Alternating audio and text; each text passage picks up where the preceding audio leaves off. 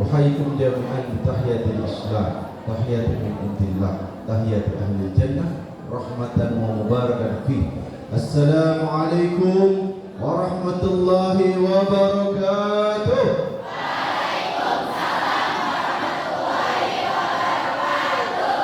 Bukan begitu cara jauh salah. Wajarnya harus benar cara jauh salah. Anak PHM itu harus benar jauh salah. Waalaikumsalam warahmatullahi wabarakatuh. Katakan assalamu pakai alif lam simak rifah. Jadi kalau assalamnya dipindahin setelah waalaikum, maka assalamnya tetap isi makrifah. Belajar bahasa Arab kan? Nggak ada?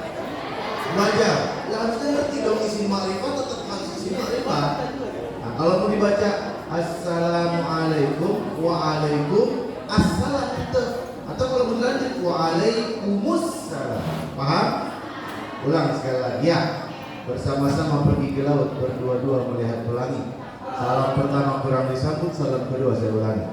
Siap? Assalamualaikum warahmatullahi wabarakatuh.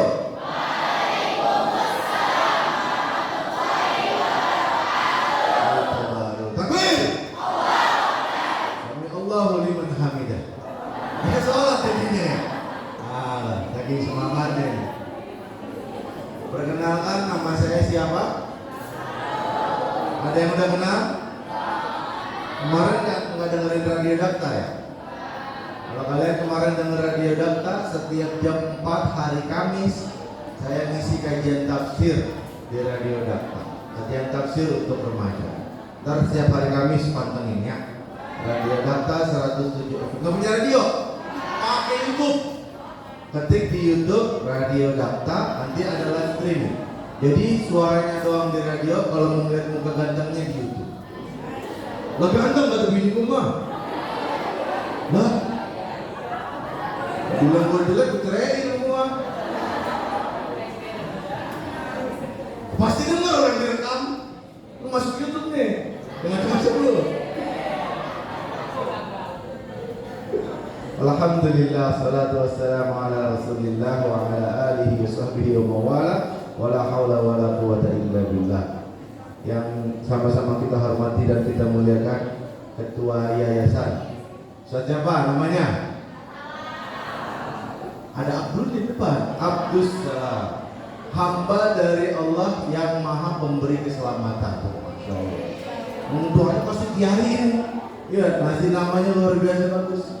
Kata Rasulullah, khairul ism Abdullah wa Abdurrahman. Sebaik-baik nama itu adalah Abdullah, Abdurrahman. Maksudnya semua nama Abdul ditambah Asmaul Husna. Abdullah, Abdurrahman, Abdul Hadi, Abdul Salam dan seterusnya. Masya Allah. Semoga Allah panjangkan umur beliau dalam kesehatan, dalam ketakwaan, dalam keberkahan. Semoga beliau bisa tetap membimbing generasi muda menjadi generasi yang diridhoi Allah Subhanahu wa taala. Lalu kita hormati dan kita muliakan Bu Neng selaku kepala sekolah, benar enggak? Lengkapnya sih lupa. Bu Neng apa? Bu Neng Muryadi. Mul. Ya, santai aja santai. Bu Neng Mulyadi SE. SE dong. Hah? SSI. Saya lupa, soalnya lagi puasa, nggak mikirin es. Lalu yang kita hormati dan kita muliakan Bu Esti, apa panjangnya? Oh, nggak tahu Bu, Masya Allah. Pecat Bu jadi murid Bu. Bu Esti apa? Oh, nggak tahu. Ya Allah, emang nggak follow IG-nya? Oh, nama IG-nya beda ya? Selaku guru apa beliau? Al-Quran hadis, Masya Allah, luar biasa. Perkenalkan, nama saya Junaidi Putra, SPD SAG. SPD Sarjana Penggemar Dangdut. Karena saya termasuk anggota FPR PS Berat Romani Rama. Saya dapat gelar SPD karena saya kuliah jurusan Bahasa Jepang dari 2005 sampai 2009 4 waktu, makanya saya ngajar bahasa Jepang. di SMA, SMK dan di kampus. Saya juga dosen. Lalu gelar SAG-nya, tahu SAG? Sarjana agak gimana gitu. Sarjana agama saya dapat dari Darul Hikmah, Lempeng ini tuh. Nah, ini keluar jalan raya, belok kanan, Darul Hikmah. Sekalian promosikan aja demo masuk apa? Hari ini saya diminta untuk atau sekarang aja? Sekarang aja. Saya serahkan kepada Bu Es.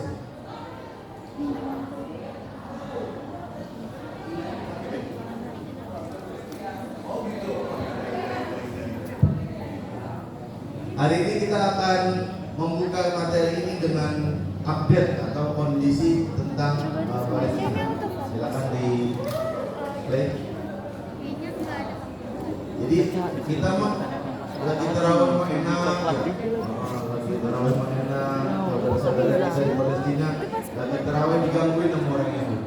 Kaca yang bagian atas dipecahin, tembakin, bayangin dalam masjid tembakin. Allah. Orang ke masjid mana ada yang bawa senapa? Orang yang bawa sejadah ditembakin, itulah bejatnya, kejinya Zionis laknatullah alaihi. Mereka menganggap bahwa orang di luar Yahudi itu namanya goyim. Goyim itu dianggap seperti binatang. Jadi bagi mereka yang manusia itu cuma mereka. Selain mereka bukan manusia, binatang. Makanya kalau misalnya mereka tuh sekejam itu, karena memang bagi mereka yang manusia cuma mereka. Ini lebih dari nasi. Ya, kalau nasi kan menganggap manusia lain budak mereka, tapi tetap manusia kan. Dan itu lebih parah dari nasi, lebih parah dari Hitler. Hitler nggak pernah bilang manusia lain itu dia binatang kan? Itu lebih parah. Ada video yang kedua.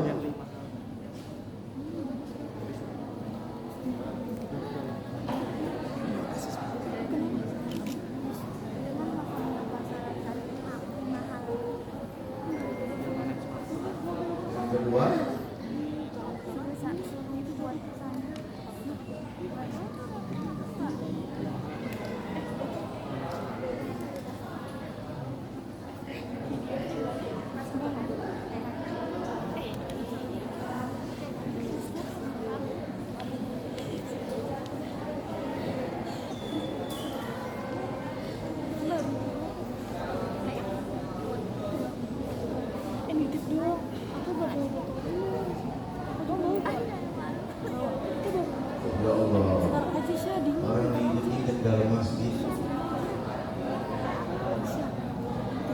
Itu apa namanya? Pakai video dari HP seadanya. Karena kan emang kagak diniatin. Masa nawa itu diinjekin dalam masjid? Gak ada. Tuh seadanya tuh.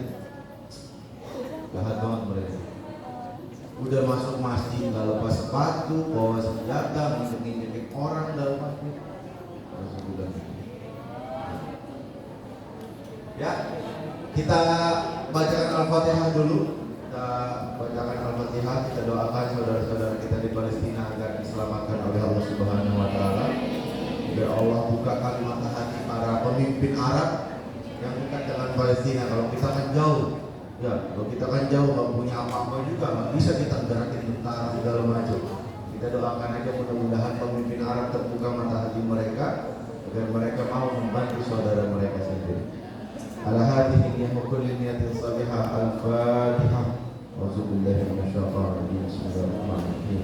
Alhamdulillahirabbil alamin arrahmanir rahim maliki yaumiddin. Iyyaka na'budu wa iyyaka nasta'in. Ihdinas siratal mustaqim siratal ladzina an'amta 'alaihim ghairil maghdubi 'alaihim waladdallin. Astaghfirullahaladzim, astaghfirullahaladzim, astaghfirullahaladzim. Allahumma ansur ikhwana al-mujahidin fi Palestin. Allahumma ansur ikhwana al-mujahidin fi kulli makan wa fi kulli zaman. Ya Allah, ya Tuhan kami, ampuni dosa kami, dosa kedua orang tua kami, dosa saudara-saudara kami, dosa para guru-guru kami, ya Allah. Ya Allah, ya Tuhan kami, Engkau mengetahui bahwa di Palestina sedang ada terus menerus pembantaian demi pembantaian dan kebiadaban yang dipertontonkan oleh Zionis laknatullah alaih kepada hamba-hambamu yang ada di sana, ya Allah. Ya Allah, gerakkanlah hati para pemimpin negara-negara Arab agar mau membantu saudara mereka, ya Allah, agar mereka tidak sibuk dengan urusan mereka masing-masing, agar mereka mau mengangkat kepala mereka, menunjukkan bahwa umat Islam adalah umat yang satu, tidak terbelah belah ya Allah. Ya Allah, seluruh negara di dunia ini telah mengalami namanya kemerdekaan ya Allah. Ya Allah, berikan kemerdekaan itu pula kepada rakyat Palestina ya Allah, agar mereka merasakan kedamaian sebagaimana yang kami rasakan di Indonesia ini ya Allah. Ya Allah, Tuhan kami, berikanlah kepada kami kemampuan untuk menolong saudara-saudara kami dengan apapun yang mampu kami bisa ya Allah. Ya Allah, jadikanlah umat Islam bersatu padu ya Allah. Jadikan umat Islam sebagai jasad yang satu ya Allah, agar saling menolong satu dengan yang lain. Rabbana atina fid dunya hasanah wa fil akhirati hasanah wa qina adzabannar. Subhana rabbika rabbil izzati amma yasifun, salamun alal mursalin walhamdulillahi rabbil alamin. Ya, kita di bagian akhir kita bahas tentang Palestina. Sekarang kita akan masuk ke materi yang diamanahkan ke saya. Ngomong apa itu?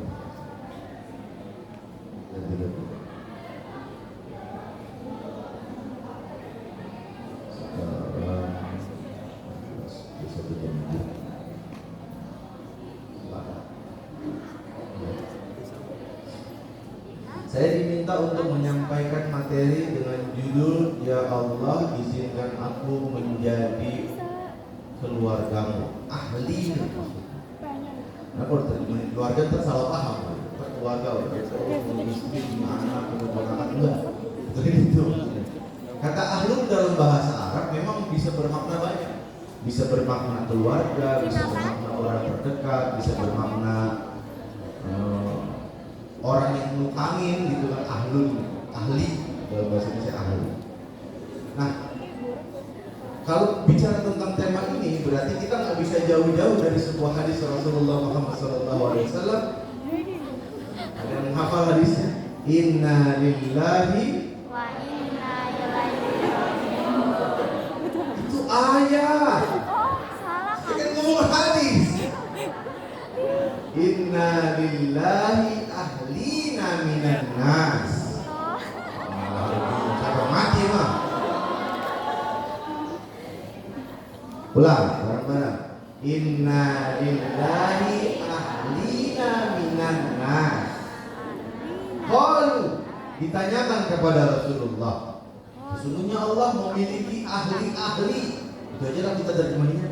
Terjemahin keluarga terpaham. Allah memiliki ahli-ahli di antara manusia. Manhum ya Rasulullah? Siapa itu ya Rasulullah? Lalu qala, berkata Rasulullah, hum ahlul Quran. Mereka adalah ahli Al-Quran, ahlullahi wa khassatuh. Ahlinya Allah dan orang khususnya Allah. Para ulama mendefinisikan, menjabarkan tentang siapa yang dimaksud ahlullah di sini.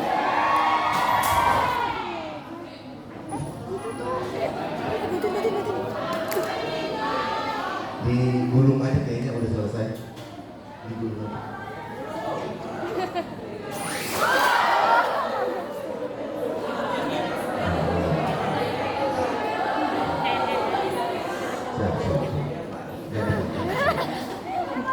Siapa yang dimaksud dengan ahlullah dalam hadis ini?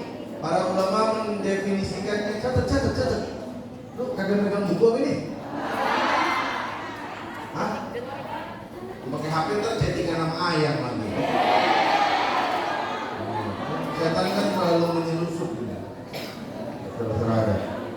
Pokoknya dicatat ya, dicatat ini materi penting ini, ya.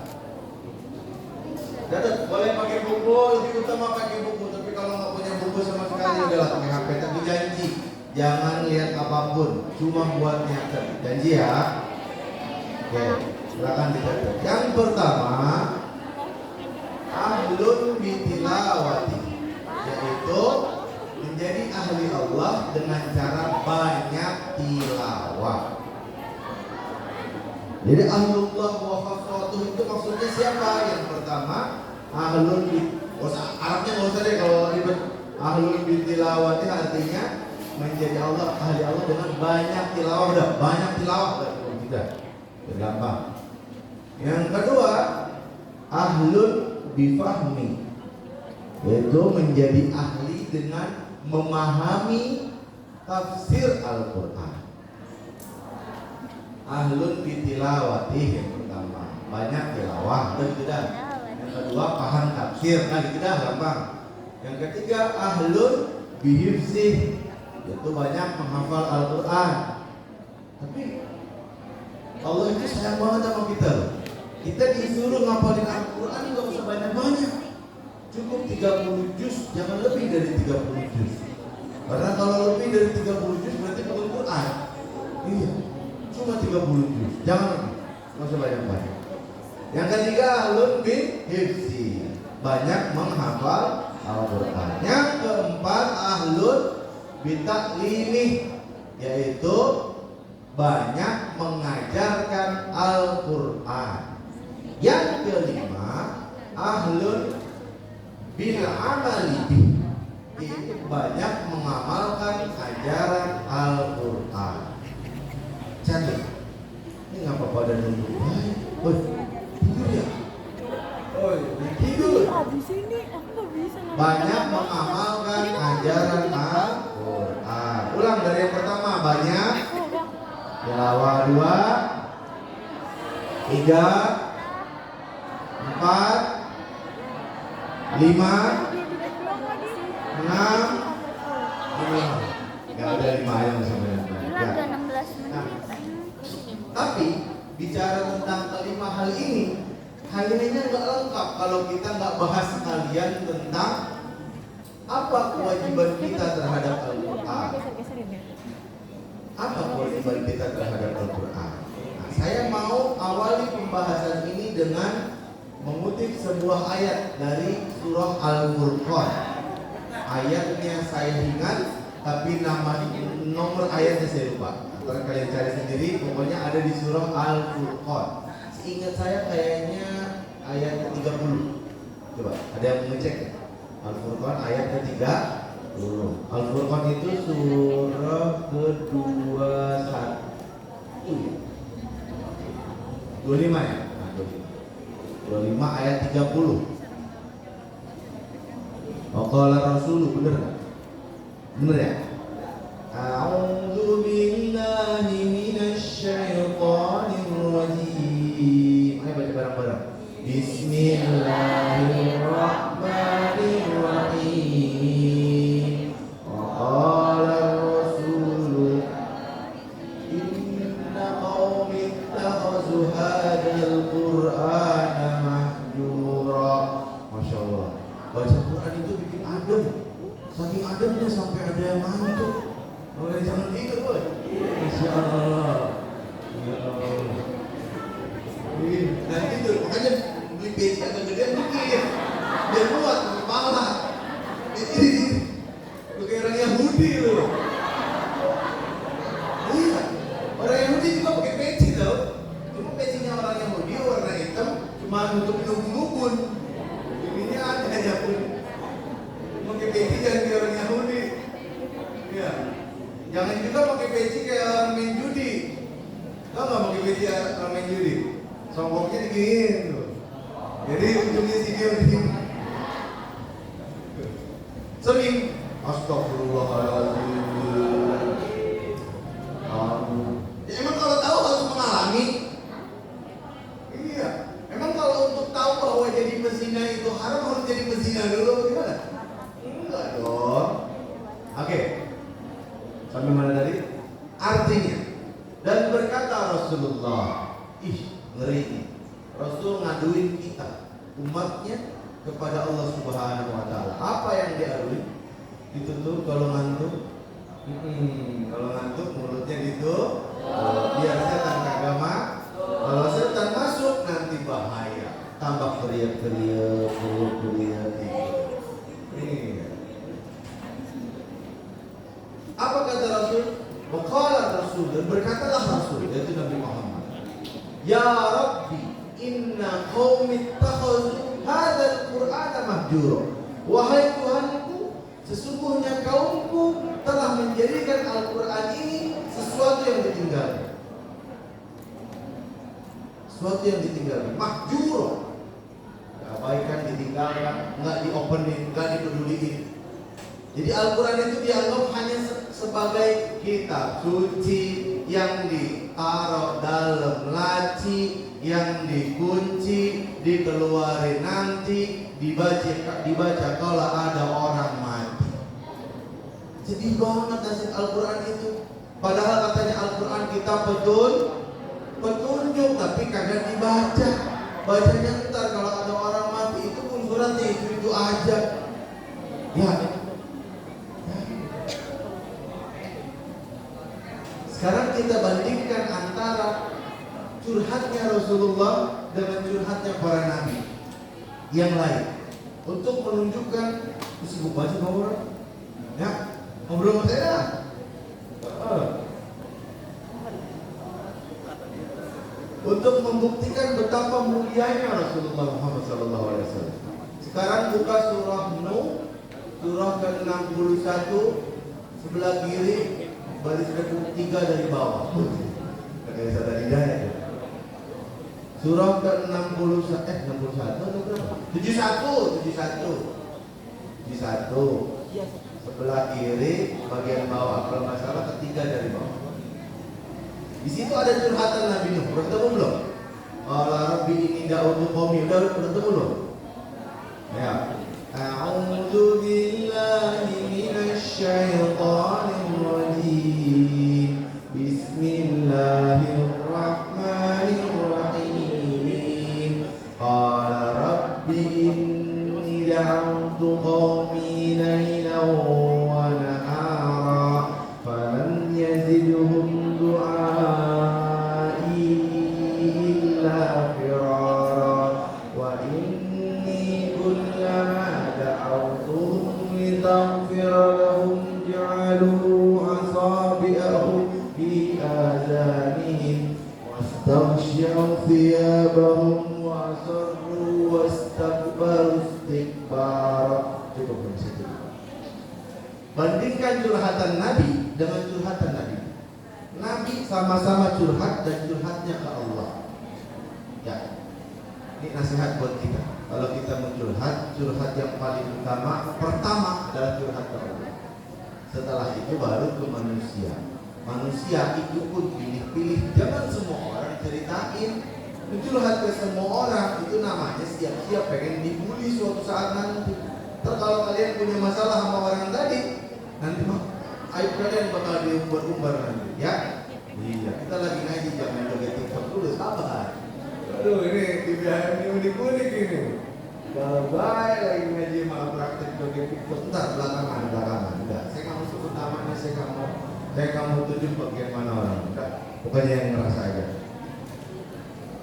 Nabi Nuh yang diadukan kepada Allah adalah sikap kaumnya terhadap diri. Coba baca. Qala rabbi inni da'awtu qaumi laylan wa nahara. Teman semangat ya. Ya Allah, aku telah dakwahi kaumku siang dan malam. Ya, siang dan malam ini apa maksudnya seluruhnya? Ya pagi, sore, siang, malam. Walaupun disebut cuma siang dan malam. Kalau di majas di Indonesia namanya majas Pars Prototo. Sama kayak bilang, bang beli 3 ekor ayam, memang dikasih ekornya doang. Ini enggak, maksudnya ekor itu semuanya. Ini bocah kagak kelihatan batang hidungnya. Memang yang dicari batang hidungnya doang. Agak, maksudnya semuanya. Jadi disebut siang dan malam bukan berarti pagi sore gak dakwah, enggak. Pagi sore siang malam dakwah Nabi Nuh. Tapi apa? Falam yazidhum du'ai illa firar. Dan tidak menambah kepada mereka dakwah itu kecuali mereka semakin lari. Ya Allah, saya mah coba empati sama Nabi Nuh.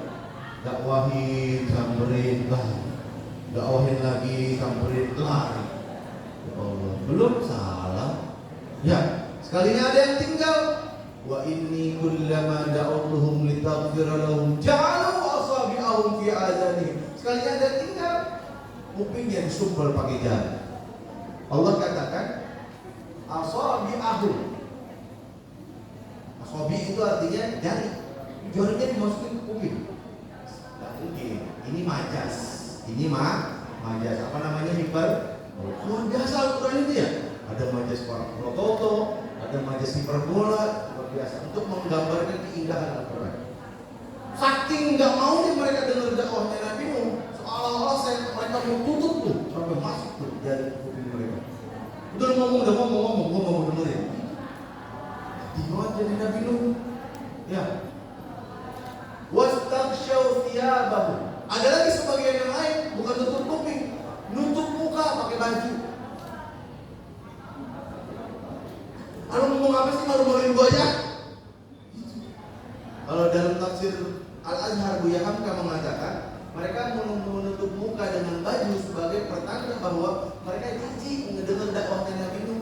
Malu mereka itu ada barang kongko sama Nabi Nuh, malu. Jadi jadi Nabi Nuh. Wastaghshaw wasarru wastakbaru istikbar. Sebagian yang lain sombong. Apa sih ini udah tahu? Kita juga tahu itu. Diomongin sama Nabi Nuh apa tuh? Dibantah. Enggak gitu. Dibantah mereka. Kamu menerima kebenaran yang disampaikan oleh Nabi Allah Nuh. Ya, Tom ya. Tom. Jangan begitu, tidur nanti. Yang benar. Lo kayak yang lain loh. Tegak. Laki-laki tegak. Hei. Begitu sekali lagi saya suruh nemenin saya depan. Biar benar-benar tegak. Perempuan juga, tolong kalau ada yang udah mulai kerip-kerip, tolong dipijit-pijit itu tangannya, pijit palanya biar nggak ngantuk ya. Baru itu kenapa udah ngantuk baik? Nanti tidur. Emang kayak begitu loh. Udah sama. Apalagi saya punya bayi saya baru 6 bulan. Lagi lincah-lincahnya itu. Mulai di sana, mulai di sini. Sama kita senasib senang-senang. Kita hadir di majelis ilmu ini niatkan untuk mencari ridho Allah. Barang siapa yang mencari ilmu karena mencari ridho Allah, pertama Allah jamin masuk surganya gampang. Kata Rasul apa? Man salaka tariqan yaltamisu fihi ilman, sahalallahu lahu tariqan ilal jannah. Barang siapa yang mempermudah langkahnya menuju ilmu, maka Allah akan mempermudah langkahnya menuju surga. Allah juga janji, Rasul janji akan memberikan kepada kita kebaikan yang banyak. Kata Rasul apa? Man yuridillahu bihi khair yufaqihuhu fiddin. Barang siapa yang Allah kehendaki baginya kebaikan, maka Allah akan faqihkan dia dalam urusan agama.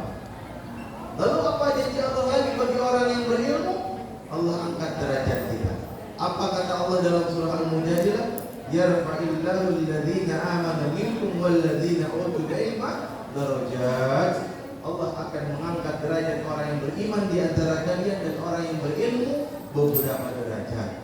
Ya, sabar, tahan nanti. Dunia emang tempatnya capek. Ya, kalian dari mana rumahnya? Ada yang lebih jauh dari saya. Saya dari Bekasi Utara. Kesini butuh waktu hampir 1 jam. Kalau ngomong capek, saya lebih capek. Ngantuk, saya lebih ngantuk. Tapi kita sama-sama, ya. Siap?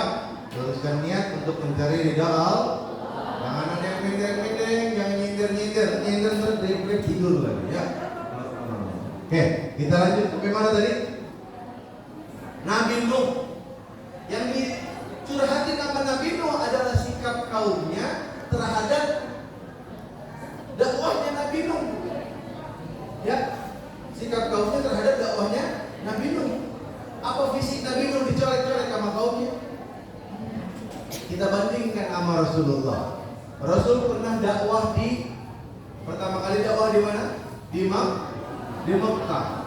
Orang-orang Mekah sedikit yang terima dakwah Rasulullah. Akhirnya beliau pergi ke Taif. Taif itu isinya kerabat-kerabat Nabi.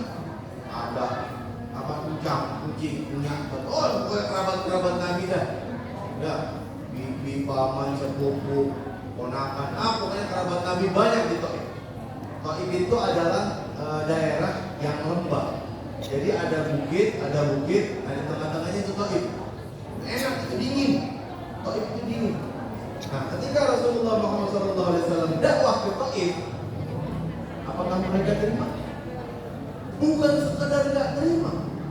10 hari Rasulullah Muhammad SAW dakwah di Taif, 1 pun nggak ada yang menerima dakwah beliau. Bahkan di hari ke-10 yang paling mengerikan adalah semua orang berjalan sepanjang jalan keluar menuju laki-lakinya, perempuan dan anak-anak naik ke atas rumah mereka. Apa yang mereka lakukan? Mereka lempari Rasulullah dengan batu sampai keluar darah dari kepala Rasulullah, dari tangan Rasulullah, dari dada Rasulullah, dari kaki Rasulullah. Dan akan dalam sebuah kitab Sirah Nabawi yang dikatakan bahwa darah Rasulullah saking banyaknya sampai membuat sendal beliau nempel ke kaki.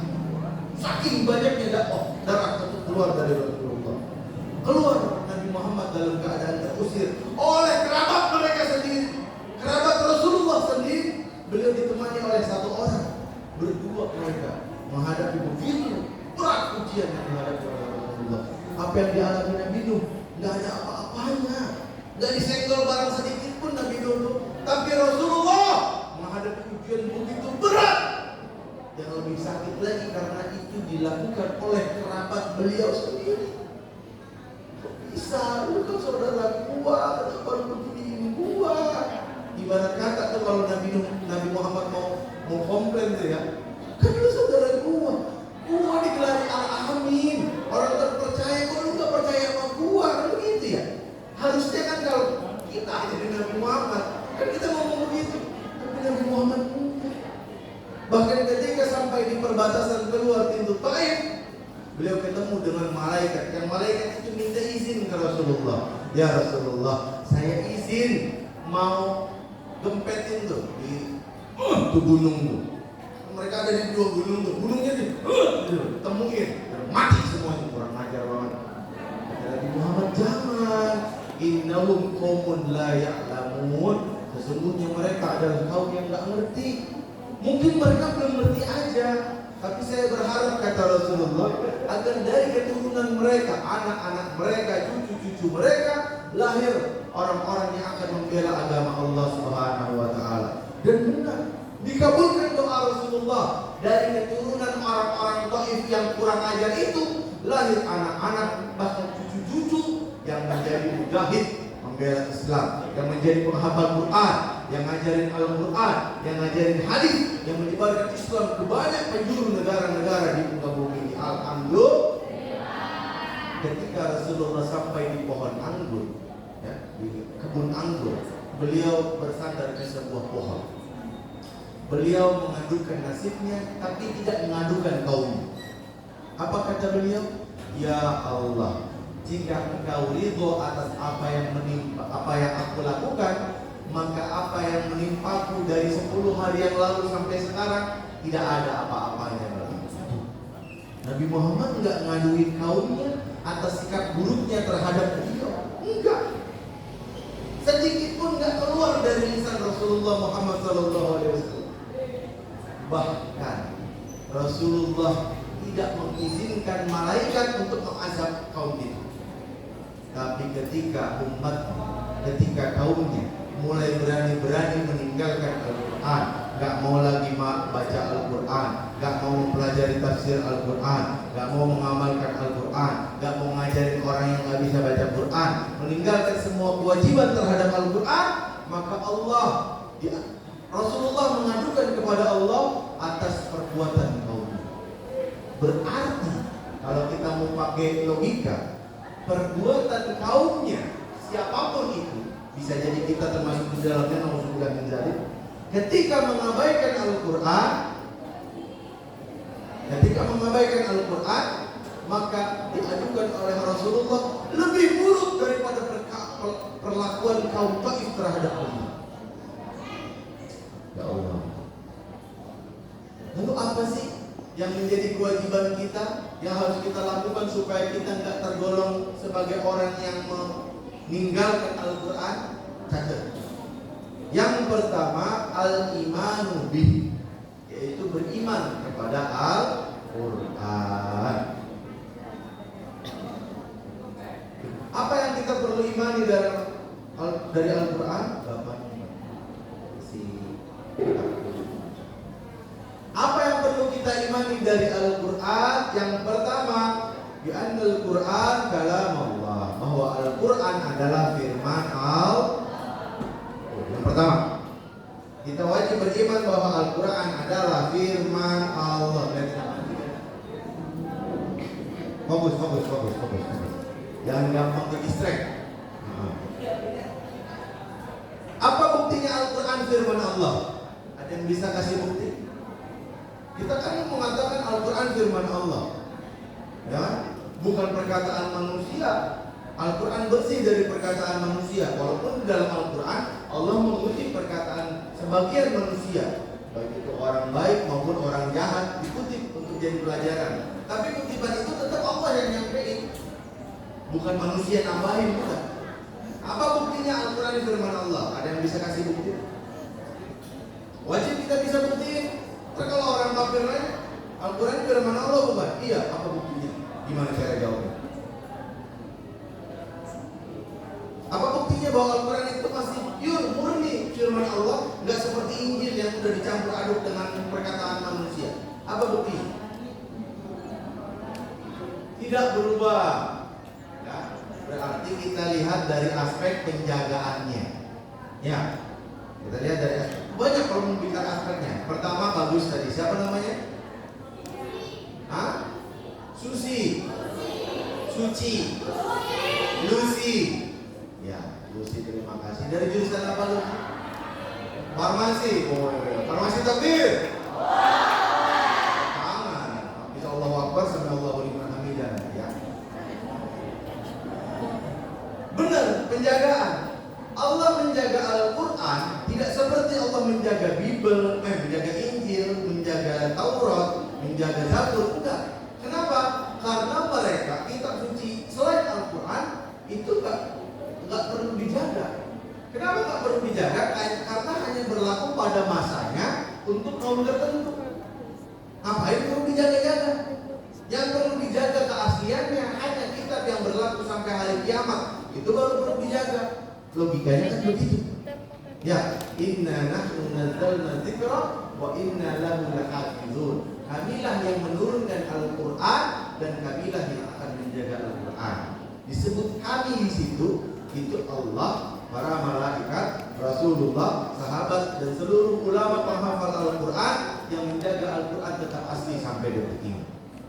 Ya, bahkan kesalahan sedikit pun dalam Al-Quran langsung ketahuan. Allah ilhamkan kepada orang, sehingga Al-Quran yang salah itu dicabut, mushaf yang keliru itu diambil dari peredaran. Dan alhamdulillah kita bisa buktikan Al-Quran tidak ada yang salah. Bagaimana cara penjagaan Al-Quran? Bukan dengan cara difotokopi. Kalau Bible itu caranya pakai manuskrip. Manuskrip itu tulisan. Yang namanya tulisan itu sangat rentan untuk disisipkan kalimat tambahan. Sangat rentan. Kenapa? Karena setiap orang yang nulis punya kepentingan. Ini ayat bagus nih, ganti bisa. Ya nggak ada yang tahu, ya? Nggak ada yang tahu. Tapi kalau Al-Quran, gimana cara menjaga Al-Quran? Dengan dihafal sekaligus ditulis. Tinggal buktiin aja hafalan banyak orang sama tulisannya. Kalau hafalan banyak orang sama dan sama juga dengan tulisan, nggak bisa diragukan lagi. Karena mustahil hafalan semua orang itu bisa sama. Kalau misalnya itu bukan asli, nggak mungkin. Kalau hafalannya beda-beda, oh berarti pasti ada yang salah, ya nggak? Kan logikanya begitu. Misalnya saya bilang, Bu Endang bilang nanti Idul Fitri kita jalan-jalan ke Monas misalnya. Lalu saya bilang ke satu orang, lalu semua orang bilang kalimat yang sama. Nanti pas Idul Fitri, Bu Endang ngajak kita ke Monas. Bener-bener plak kalimatnya. Artinya ucapan saya bener nggak ke semuanya? Bener, udah pasti bener. Tapi kalau yang satu bilang ke Monas, yang satu bilang ke Ancol, yang satu bilang ke mana? Oh berarti ada yang salah. Pasti ada yang salah. Ya, itu yang pertama dari sisi penjagaan. Yang kedua dari sisi apa? Pembuktian ilmiah. Tidak ada satupun ayat dalam Al-Quran yang bertentangan dengan sains sampai detik ini. Nggak ada satupun. Ya, nggak ada satupun ayat dalam Al-Quran yang bertentangan dengan sains sampai detik ini. Nggak ada. Kalaupun ada ayat atau hadis yang dianggap bertentangan dengan sains, maka sainsnya yang keliru. maka sainsnya yang keliru. Buktinya apa? Ada banyak hal pembahasan dalam sains yang dulu dianggap benar, sekarang dianggap salah. Misalnya apa? Dulu ada pendapat teori Charles Darwin yang bilang ada namanya teori evolusi. Manusia manusia dibilang dari monyet. Ya mungkin dia aja kan yang dari monyet, kita mau enggak. Lalu kita dari mana? Dari Nabi Adam. Nabi Adam kan dari tanah. Nah, kita semuanya. Nah kalau misalnya dia dan pengikutnya mengatakan manusia dari monyet, ya lu aja. Sama bapak moyang lu balik keturunan monyet, nggak ngerti dah bang. Ya, kalau manusia dibilang dari keturunan monyet, coba pakai logika. Monyet jadi manusia. Nah, terus kenapa masih ada monyet? Ya. Kalau emang monyet bisa berubah jadi manusia dan manusia berasal dari monyet, terus kenapa monyet masih ada monyet? Kenapa masih ada monyet di seluruh negara di dunia ini? Kenapa? Nggak mungkin. Ya. Yang kedua, kalaupun dianggap benar bahwa ada perubahan dari monyet ke manusia, kenapa jumlah monyet mayoritas kecil-kecil, sementara manusia minimal segede gini? Nggak mungkin. Monyet kecil tiba-tiba berubah jadi manusia segede gini, nggak mungkin. Yang kedua, kalaupun ada yang gede paling King Kong, itu kan jumlahnya sedikit jenisnya ya. Yang ketiga, nggak mungkinnya lagi karena ada terputusnya mata rantai. Kalaupun dianggap monyet jadi berubah jadi manusia, pertanyaannya, antara monyet sampai manusia itu kan proses tuh. Nah prosesnya mana?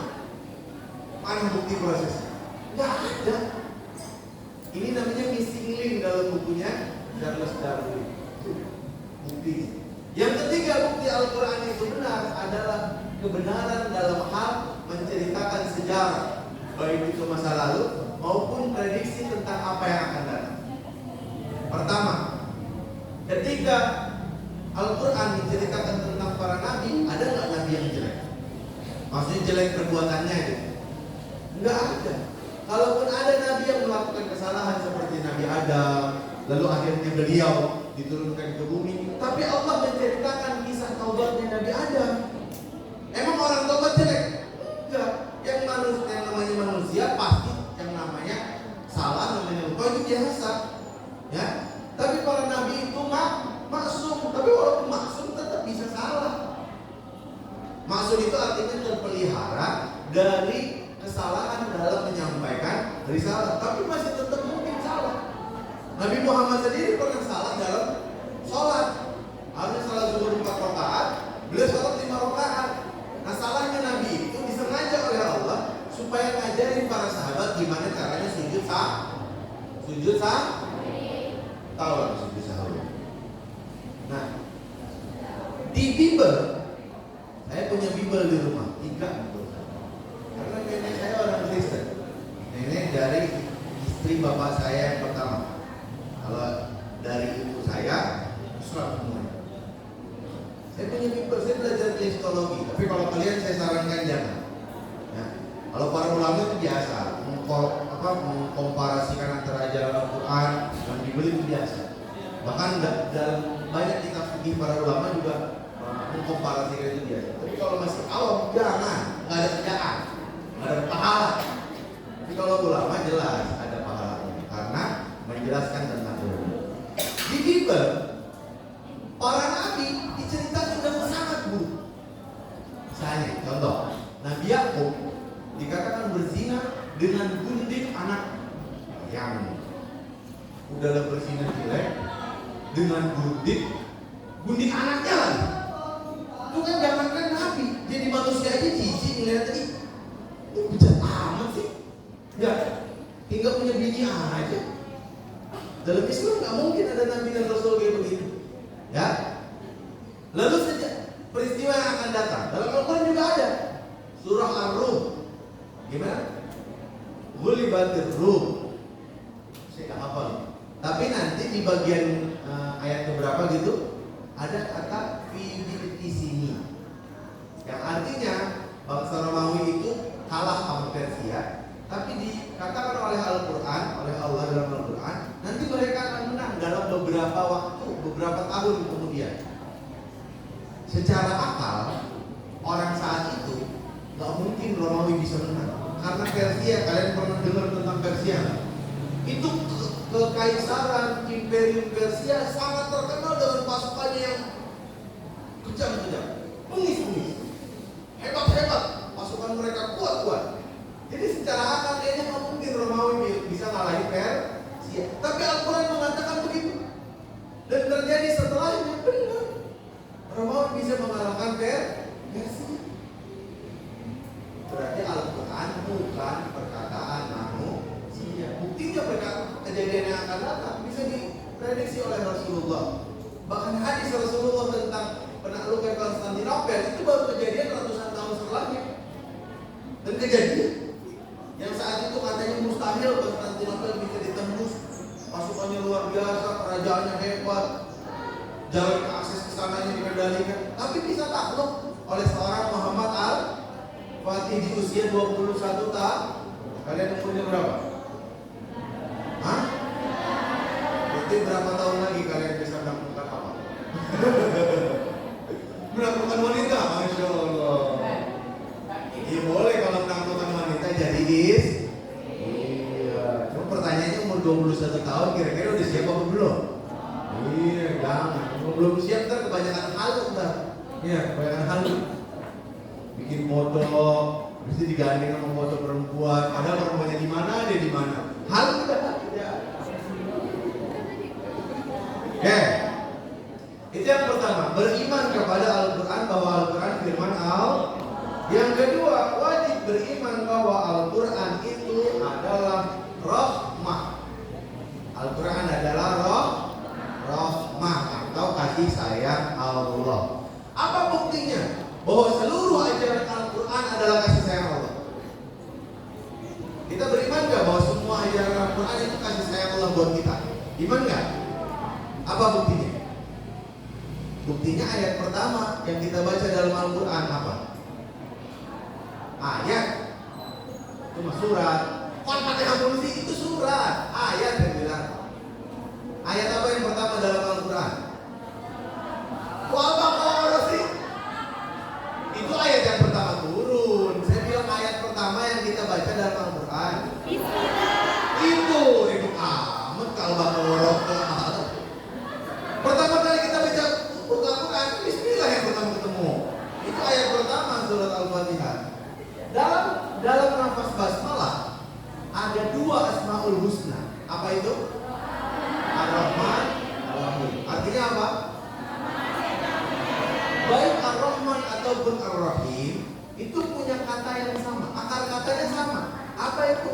Rahman, Rahman maupun Rahim, akar katanya sama, yaitu Rahmah, artinya kasih sayang. Kalau Rahman, kasih sayang Allah meliputi semua makhluk, mau orang, mau tumbuhan, mau apapun. Bahkan orang kafir juga masih disayang sama Allah. Dalam konteks Rahman, kasih sayang dalam bentuk apa? Dalam bentuk masih diizinin hidup, masih dikasih minum, masih dikasih makan, itu namanya sayang. Tapi Rahim, dawamatur rahmah, artinya kasih sayang yang berkelanjutan sampai masuk surga. Itu hanya buat orang beriman.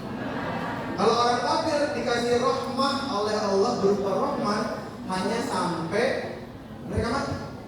Nah, sampai mereka mati itu selesai. Adapun di akhirat enggak tahu dah. Khalidina fiha pasti. Nah, bukti bahwa Al-Quran adalah semuanya bagian dari kasih sayang Allah kepada manusia. Buktinya dari 99 nama Al-Quran, Asmaul Husna yang diajarin ke kita. Tahu nggak hadis tentang Asmaul Husna? Inna lillahi, itu lagi kan? Dibilang hadis itu mah ayat. Inna lillahi tis'atan wa tis'ina isman ihda illa wahidah man ahsahu dakhala jannah. Jadi ada 3 yang mirip ya. Innalillahinya ada 3 ya. Al-Quran 1. Yang tadi innalillahi yang saya baca tentang apa? Ahlullah. Innalillahi juga. Ini innalillahi tentang asmaul husna. Ulang. Innalillahi, ayo. Tis'atan wa tis'ina isman. Sesungguhnya Allah memiliki 90 tambah 9 nama. Ihda illa wahid. 100 kurang 1. Man ahsahu, ikuti, man ahsahu dakhalal jannah. Para ulama beda pendapat tentang kata ahsahu. Apa arti ahsahu? Man ahsahu itu artinya barang siapa yang menghafalkannya. Ada sebagian ulama yang mengatakan begitu. Atau ada sebagian ulama yang mengatakan barang siapa yang rutin membacanya. Rutin baca. Ya. Ya Allah. Ada apa enggak?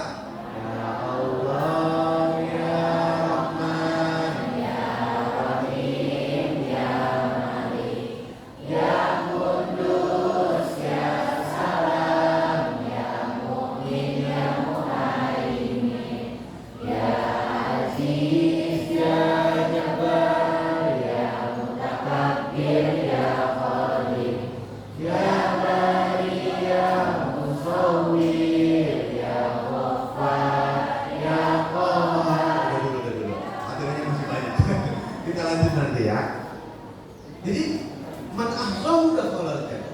Dari 99 nama. Apa Allah cuma punya 99 nama? Enggak. Banyak nama yang Allah punya, tapi enggak semuanya kita tahu. Yang diajarin oleh Rasulullah cuma 99 dalam rangka supaya bisa ahsahu, kita bisa hafal. Kalau nama Allah yang enggak terbatas kita hafal, kagak kelar-kelar itu. Makanya dikasih sama Nabi cuma 99 biar bisa kita hafal, supaya bisa masuk surga dakhalal jannah. Nah, dari 99 itu Allah pilih 2. Allah punya nama Al-Jabbar yang maha memaksa. Allah bisa memaksa nggak? Bisa. Tapi nggak ada tuh Bismillahirrahmanirrahim Jabbar. Ada. Karena kesannya jadi galak. Tapi Bismillahirrahmanirrahim dengan nama Allah yang maha pengasih lagi maha penyayang. Jadi apapun ajaran Al-Quran pasti kasih sayang buat kita. Allah suruh sholat kasih sayang. Allah suruh zakat kasih sayang. Allah suruh pergi haji poligami. Hah? Enggak. Itu si Anissa ayat 3 gimana? Poligaminya nggak janda. Jangan dilakuin. Nah, kata Allah fangkihu, nikahilah bil amr.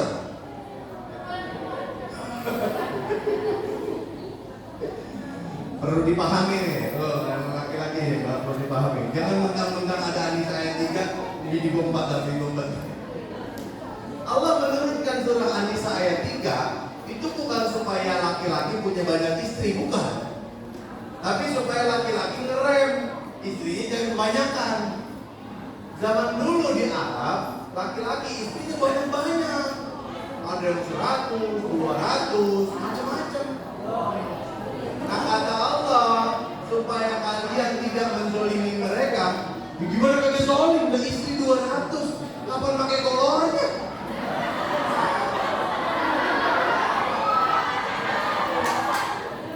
Ya coba istri 200. Kalau setiap istri dapat giliran seminggu sekali, coba hitung 200 bagi 14. Lu kagak bisa pakai kolor lu. Ya akhirnya banyak perempuan yang dizolimi karena terlalu banyak istrinya. Allah kasih rahmah, kasih sayang buat kaum perempuan. Perempuan, kalian dilindungi. Istri laki-laki gak boleh terlalu banyak, maksimal Jadi ayat tentang poligami surah An-Nisa ayat 3 itu kasih sayang buat kalian. Coba kalau ayat itu nggak ada, nggak kebayang itu. Ada kaisar dinasti Ming, punya gedung, isinya istri semua, isinya 1000 kamar, karena dia punya 1000 istri. Semua nggak kebayang ini.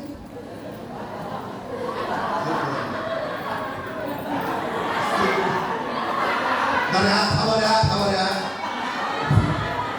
Ibu yang istri ke 1.000 minggu mana? Di Kaisar kemana?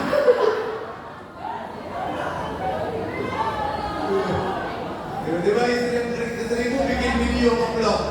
Bang, Ali sudah dilempeng-lempeng ini. Muka kok kagak nyampe juga bang. Ini dandan udah beruntur ini. Oh, terzalimi nggak kalau istrinya kebanyakan? Terzalimi. Allah sayang sama perempuan, istri maksimal. Itu pun kalau dengerin, Ustaz menjelasin dibantah baik. Dalam Al-Quran istri maksimal 4, tapi itu pun kalau dalam Al-Quran wa in khiftum alla ta'dilu fawahidah. Jika kalian tidak mampu untuk berlaku adil, maka satu A. Nggak ada dalam kitab suci manapun. Cek silakan, Bible, Taurat, Zabur, kitab suci apapun di muka bumi ini, ada nggak yang bilang kalau nggak mampu punya istri lebih dari satu aja? Ada nggak? Nggak ada. Itu bukti bahwa Al-Quran adalah kasih sayang takbir. Bangga kalian jadi muslim. Wajib bangga. Kenapa? Karena yang memanusiakan kalian, wahai perempuan, itu cuma Allah dan Rasul. Sebelum Islam datang, manusia memperbudak wanita. Laki-laki memperbudak kaum wanita. Wanita lahir hanya untuk melahirkan. Apa itu? Wanita punya hak, punya kewajiban, tapi nggak punya hak. Kan kayak budak namanya. Hina wanita zaman dulu tuh. Wanita nggak punya hak waris. Dalam Islam punya nggak? Punya. Walaupun 1/2. Kenapa 1/2? Karena wanita nggak punya kewajiban dalam Islam untuk menafkahi siapapun.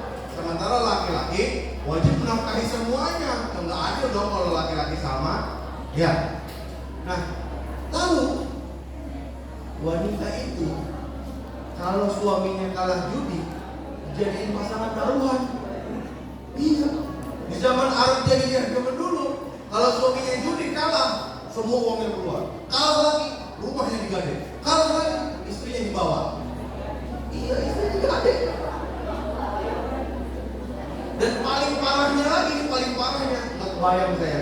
Ada orang yang begini. Suami punya istri nih. Suaminya meninggal. Istri jadi barang warisan. Loh, jadi istrinya jadi istri anak laki-laki pertama. Bayangin loh, emak jadi istri anaknya sendiri itu gimana? Ya, betapa hinanya perempuan zaman jahili. Datang Islam memuliakan wanita punya hak, punya waris, wanita dianggap manusia, boleh ngomong bahkan di masjid. Dalam Bible silakan kalian baca, wanita nggak boleh ngomong di gereja, nggak boleh. Dalam Islam wanita boleh ngomong, bahkan jangankan ngomong, mendebat khalifah bisa.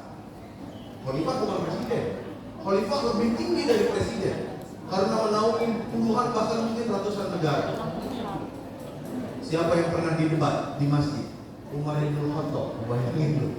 Umar bin Khattab nyampein khutbah Jumat ya, nasihat kepada kaum wanita di masjid. Apa kata Umar bin Khattab? Wahai wanita, tolong jangan terlalu tinggi menetapkan mahar. Kasihan laki-lakinya kagak sanggup. Kalau laki-laki kagak sanggup bayar mahar, nanti kalian kagak nikah, laki juga kagak nikah. Akhirnya yang terjadi zina. Benar gak kata Umar bin Khattab? Benar. Dibantah sama kaum wanita. Wahai Umar, nyebutnya wahai Umar, bukan wahai khalifah. Wahai Umar, takutlah engkau kepada Allah Subhanahu wa Ta'ala. Kenapa engkau membatasi sesuatu yang tidak dibatasi oleh Allah Subhanahu wa Ta'ala? Mahar di dalam Islam tidak dibatasi. Terserah perempuan. Iya, terserah perempuan. Makanya gue maharnya 3 miliar. Belum musuh namanya udah. Boleh nggak? Boleh. Cuma resikonya nggak ada yang mau menentang. Iya. Masa Bapak Mendik minta apa namanya? Minta BMW.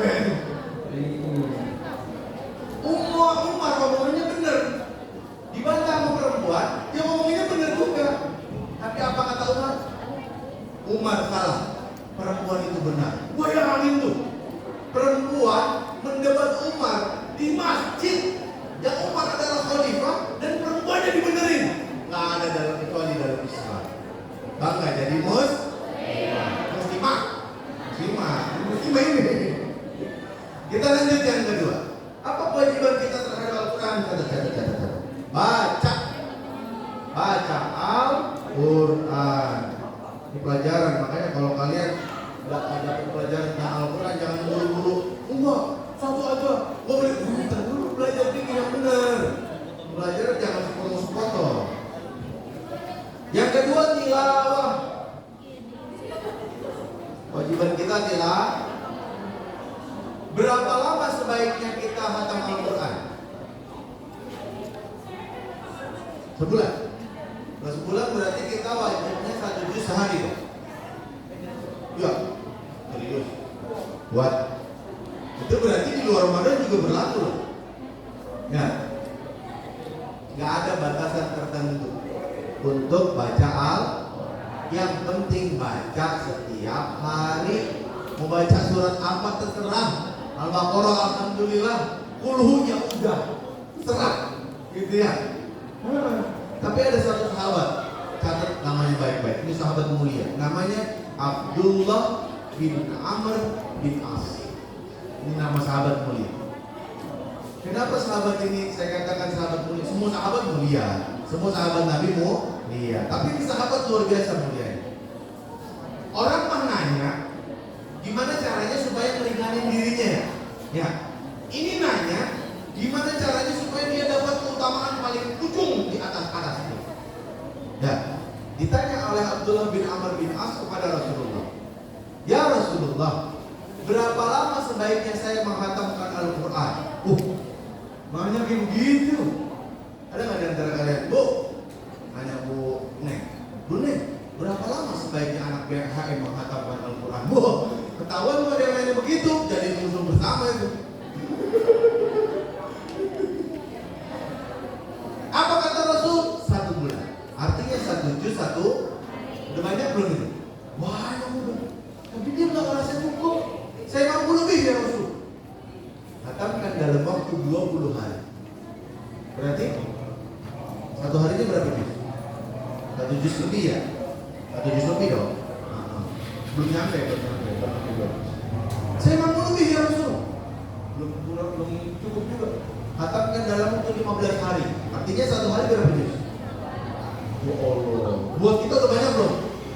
Masih kurang ya. Saya mampu lebih ya Rasul. Hatamkan dalam waktu 10 hari. Artinya 1 hari berapa juz? Gila. Udah banyak belum tuh? Banyak buat kita. Buat dia belum. Saya mampu lebih ya Rasul. Hatamkan dalam waktu 7 hari. Artinya 1 hari berapa juz? Hampir 5 juz. 4,5 juz. Buat kita banyak nggak? Buat kita udah banyak. Nangis kita tadi kalau disuruh setiap hari 4,5 juz.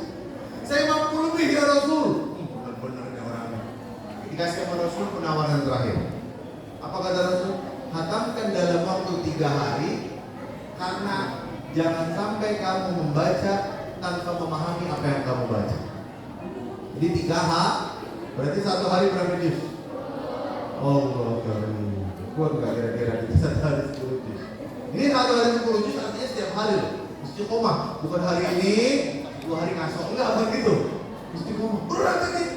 Iya.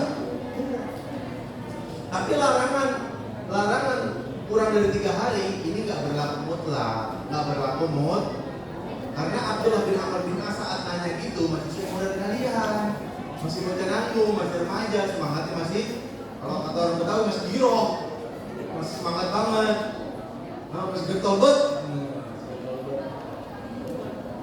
Buktinya apa? Imam Syafi'i menghatamkan Al-Quran dalam bulan Ramadan 60 kali. Berarti habis subuh 1 kali hatam, habis sholat tarawih 1 kali hatam. Mungkin nggak? Mungkin. Nah, orang di Indonesia zaman sekarang masih ada yang begitu.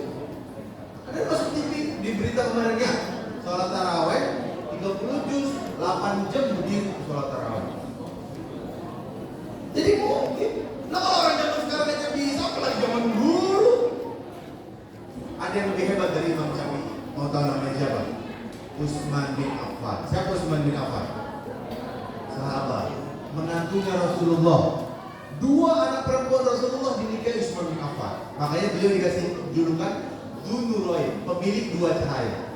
Karena nikah dengan dua anak Rasul. Nikah dengan anak pertama meninggal, lalu dinikah lagi dengan anak dua.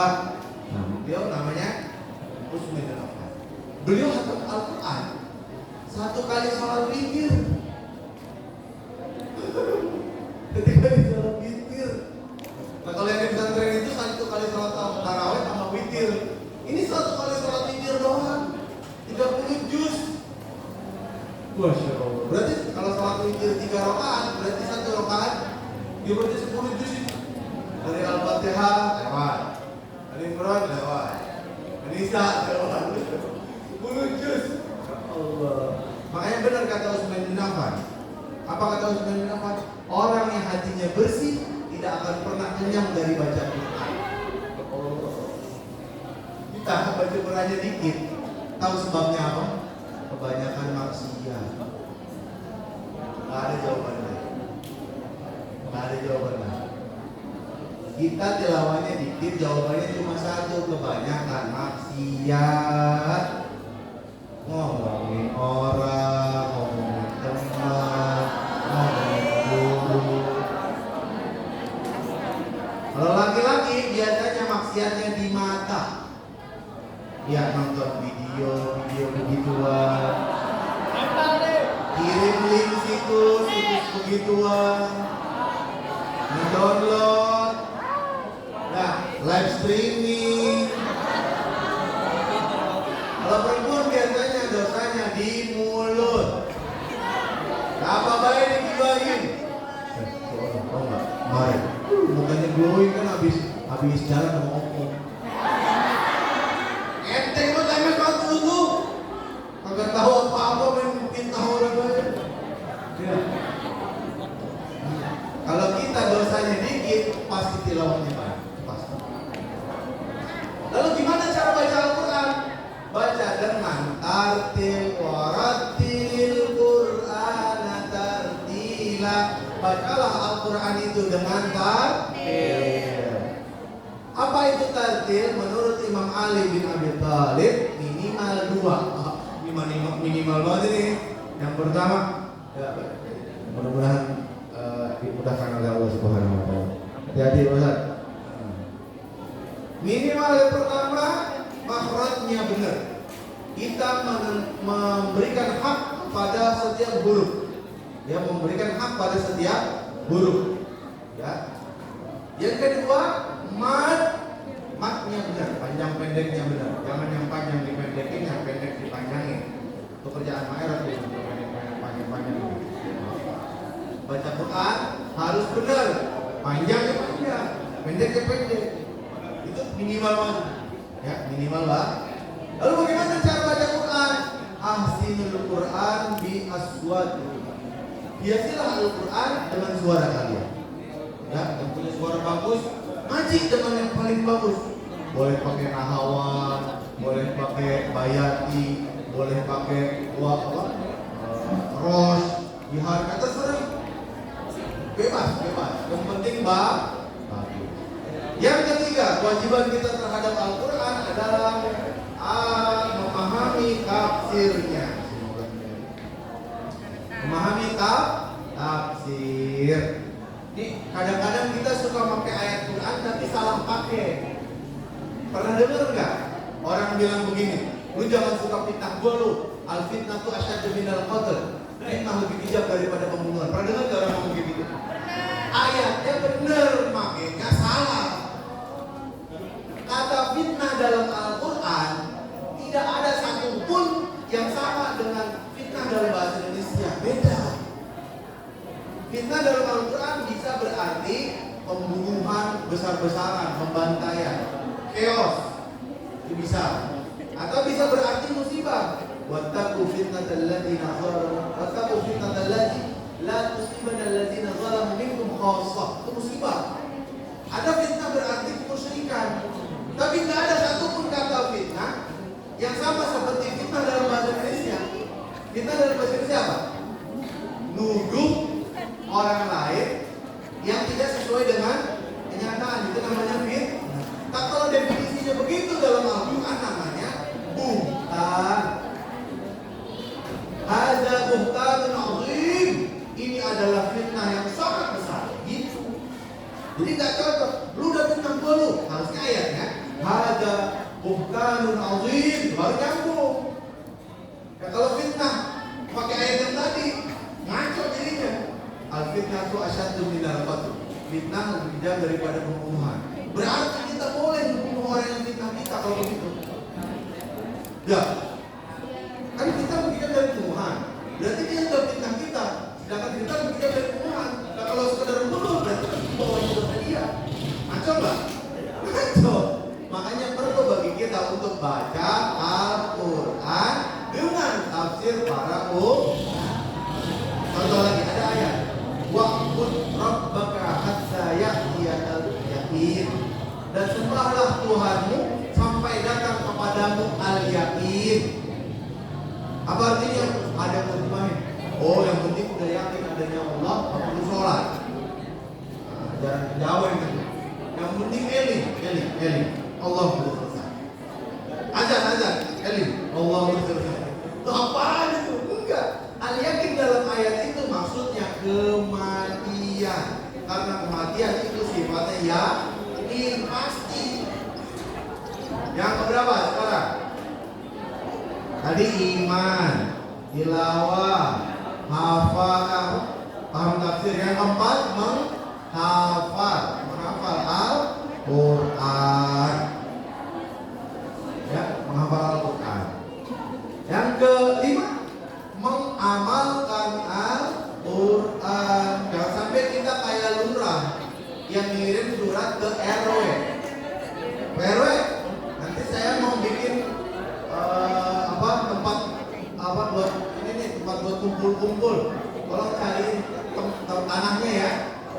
Saya kan depan mau ke tempat Pak RW. Dibikin surat. Habis itu suratnya dibaca sama Pak RW. Disimpan dia. Pekan depannya datang aluran nanya, RW, ya surat udah terima RW, udah. Surat dari Bapak Lurah sudah saya baca berulang kali. Sebelum saya baca Bismillah, ambil wudhu dulu. Suratnya selalu saya kasih parfum, saya cium, saya hormati, saya taruh di atas. Bagus, berarti kamu menghargai surat saya. Pertanyaannya, karena yang saya minta udah dicari dulu. Nah itu belum Pak Lurah. Nah bagus, berarti berhenti menjadi RW. Jadi dimuliakan doang tapi perintahnya kagak dikerjain, gimana sih? Ya, wajib kita mengamalkan Al-Quran. Jangan sampai kayak Bani Israel. Bani Israel itu gimana? Beriman kepada sebagian kitab, tapi kafir kepada sebagian yang lain. Ya, Bani Israel jangan sampai kayak Bani Israel. Berapa? 5. 6. Mendakwahkan Al-Quran. Tapi ada satu poin lewat tuh, tadabbur. Yang keenam tadabburnya. Tadabbur. Ada beda antara tafsir sama tadabbur. Kalau tafsir itu memahami kata yang sulit untuk dipahami secara singkat. Itu namanya tafsir. Saya tadi yakin, maknanya apa? Maknanya kematian. Itu namanya tafsir. Kalau tadabbur, saya begini. Dalam Al-Quran ada cerita tentang janganlah kalian seperti nenek-nenek, seperti perempuan yang merajut benang lalu mengurainya kembali. Ya, pernah dengar nggak tentang ayat itu? Saya lupa bahasa Arabnya tapi ada cerita tentang itu. Nah, tadaburnya adalah kalau kita kaitkan dengan Ramadan, jangan sampai kita udah rajin tilawah Ramadan, rajin salat jamaah di bulan Ramadan, rajin sedekah di bulan Ramadan, tapi giliran udah keluar dari bulan Ramadan, kita nggak pernah lagi tilawah, nggak pernah lagi sedekah, nggak pernah lagi sholat jamaah, nggak pernah lagi berbuat baik sama orang tua. Jangan begitu. Kalaupun kuantitasnya berkurang, tapi tetap pekerjaannya dikerjain. Misalnya bulan Ramadan, 1 hari 1 juz, mantap. Bulan Ramadan tetap tilawah walaupun cuma setengah juz gitu. Tetap dikerjain walaupun kualitasnya berkurang. Ramadan rajin tarawih 23 rakaat, 11 rakaat. Di luar Ramadan tetap qiyamul lail walaupun cuma 2 rakaat tambah 1 witir. Ini mengganggu banget itu. Tapi jangan ditinggalin sama sekali. Itu maksudnya. Itu namanya tadab.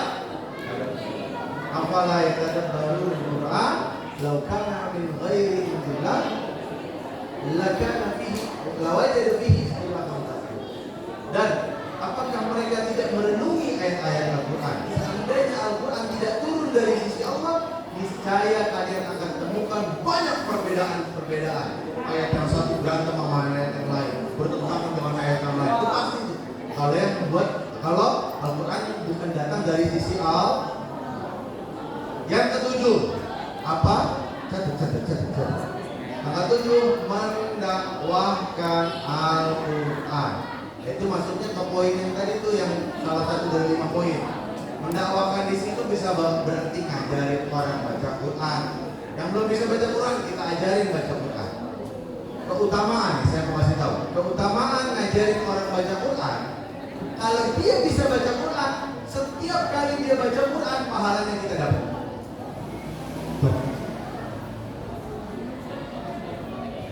Kalian nggak bisa apa-apa. Kalian bisa cuma surat Al-Fatihah. Al-Fatihah aja ajarin. Kita mau bocah. Kau bisa Al-Fatihah belum? Belum. Udah baca Bismillah. Sampai walat dolin. Dia bisa baca Al-Fatihah karena kalian ajarin. Setiap dia baca Al-Fatihah, kalian dapat juga pahalanya. Tuh. Tapi kalau yang paling mantep mah, masukin orang ke agama Islam. Wah, itu pahalanya semua ibadah yang dilakukan dalam keislaman dia, kita dapat. Yang paling mantep dan ada yang udah pernah menjadi perantara orang masuk Islam? Pernah? Siapa nama kamu? Maju. Hah? Ayo berbagi cerita. Dan kalian kan inspirasi ya sini. Akhir. Maju.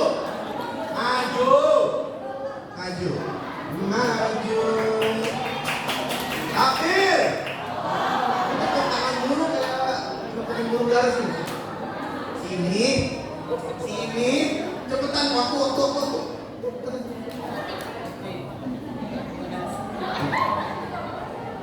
Siapa namanya?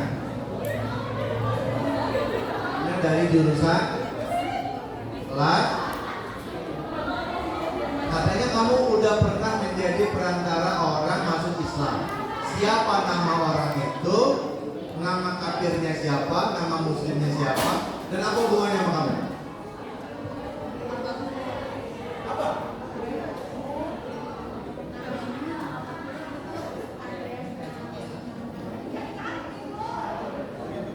Abang sendiri lupa gimana?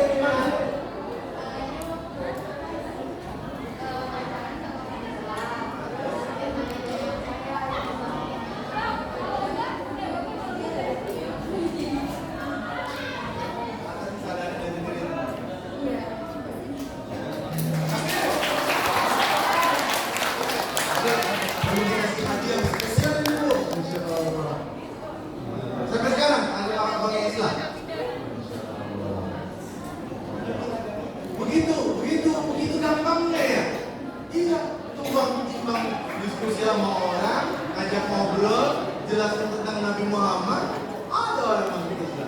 Kalau orang mau masuk Islam apa urusan dia, yang penting kita udah berusaha. Saya pribadi, alhamdulillah, dengan perantara saya 3 orang masuk Islam. Yang paling berkesan itu yang paling pertama. Saya nggak tahu, mudah-mudahan dari rekaman ini si orang itu bisa dengar. Karena bisa hubungi saya. Namanya Alexander.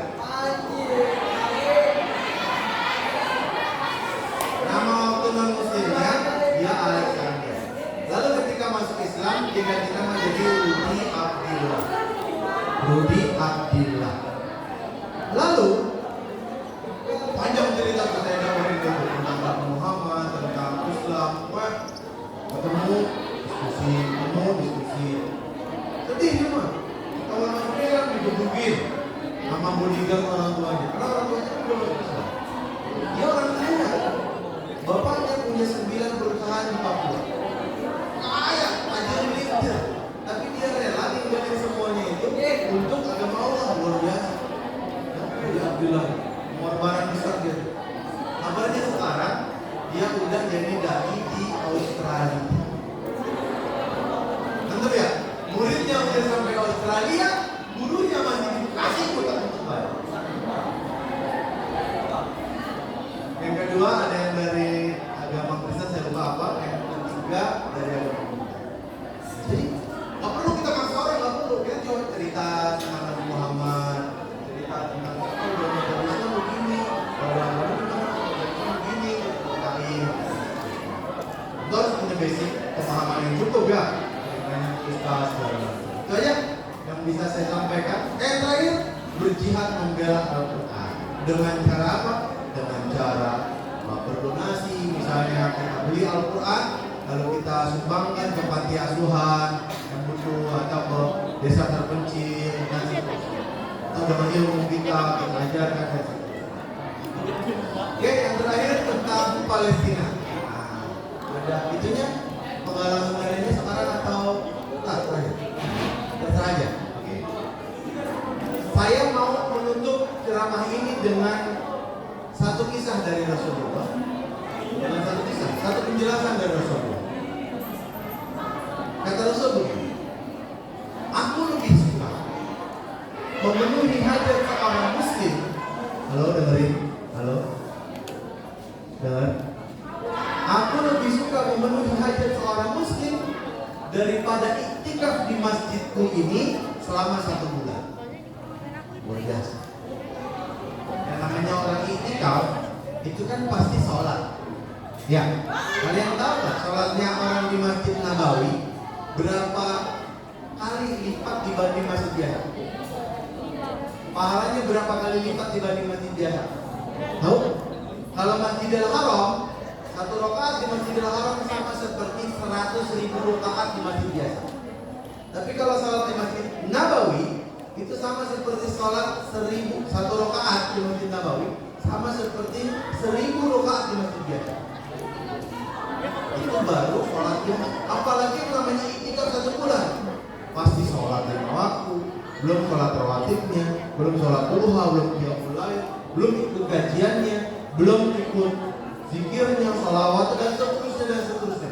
Semua amal ibadah yang dilakukan di Masjid Nabawi selama 1 bulan itu dikumpulin semua pahalanya masih lebih kecil dibandingkan dengan memenuhi hajat seorang muslim. Gede nggak tuh pahalanya? Ditambah lagi ini di bulan Ramadan. Di bulan Ramadan, Masya Allah, luar biasa pahalanya. Apalagi itu diberikan kepada saudara kita yang masih dalam penjajahan, yang sangat membutuhkan bantuan kita. Itu berkali-kali lipat tuh. Udahlah bantu kebutuhan seorang muslim, pahalanya gede. Tambah lagi di bulan Ramadan, pahalanya berganda lagi. Apalagi diberikan kepada muslim yang lagi dalam kondisi penjagaan, yang lagi butuh-butuhnya. Kita ngasih orang makan, pahala. Tapi kalau kita ngasih orang makan orang yang lapar banget, pahalanya lebih gede. Ya, oleh karena itu saya ingin mengajak kalian untuk berdonasi, menyisihkan sebagian uang jajan kalian untuk dikirimkan melalui lembaga zakat UKR. Nah, saya termasuk di antara relawan UKR. Insya Allah nanti akan saya buatkan kwitansi resmi atas nama sekolah aja ya. Nama pribadi sampai saya nulisinnya atas nama sekolah. Nanti saya minta ketua OSIS atau ROMIS ke sini. Ya OSIS ke sini. Iya Kak. Ketua OSIS siapa? Oh nanti. Oh, ini tadi saya bilang teknisnya gimana? Nah nanti diarahkan sama Bu Teti gimana teknisnya. Selebihnya. Oh iya. Nanti teknisnya sama Bu Teti arahin ya. Bu Teti. Mama keluar. Bu Esti, Allah karim. Maaf Bu, maaf. Usia. Nanti teknisnya sama Bu Esti, ntar sekalian sama kelas-kelas lain dan seterusnya. Mudah-mudahan Allah berikan kepada kita rezeki yang banyak, kesehatan, keberkahan, dan kita membantu saudara-saudara kita di bawah. Itu aja yang bisa saya sampaikan. Mohon maaf kalau ada kesalahan, ada salah-salah ucap atau mungkin kata yang menyinggung atau menyindir dan segala macamnya. Saya mohon dibukakan pintu maaf. Terima kasih. Jangan lupa setiap hari Kamis dengerin Radio Danta jam 4 sampai jam 5 atau streaming YouTube-nya. Terima kasih. Assalamualaikum warahmatullahi wabarakatuh.